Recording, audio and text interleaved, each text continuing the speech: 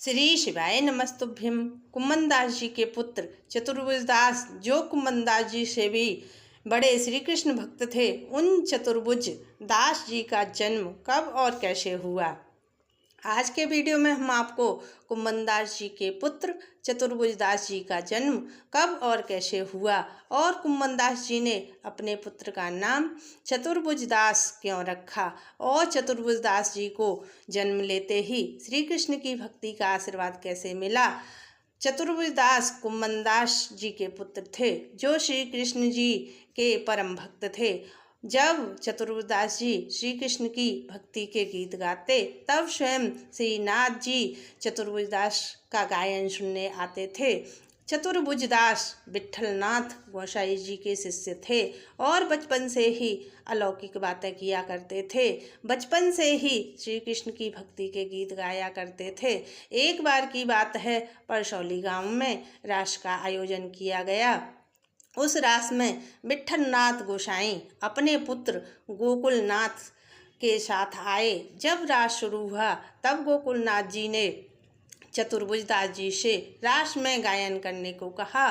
तब चतुर्भुज दास जी ने गोकुलदास जी से कहा कि यहाँ मेरा गायन सुनने के लिए श्री कृष्ण तो है ही नहीं, तो मैं अपना गायन कैसे शुरू करूँ।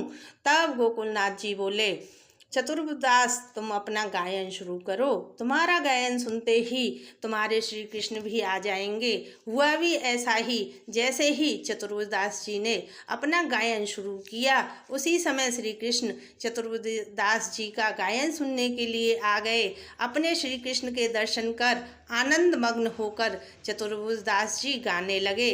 चतुर्भुज दास अपने श्री कृष्ण के विरह में गीत गाते थे, जैसे गोवर्धनवासी सांवरे तुम बिन रहा न जाए।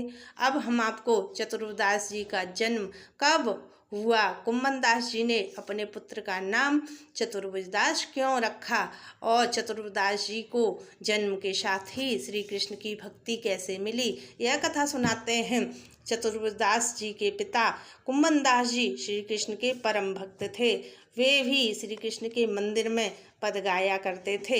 एक बार एक गोपी श्री कृष्ण को बूढ़ा बताकर चोरी का न्योता देकर अपने घर आने की कहकर चली गई। तब श्री कृष्ण कलयुग में गोपी के घर माखन चोरी करने के लिए जाते हैं, तो कुम्मनदास जी को साथ ले जाते हैं। चोरी करते समय श्री कृष्ण की धोती खुल जाती है।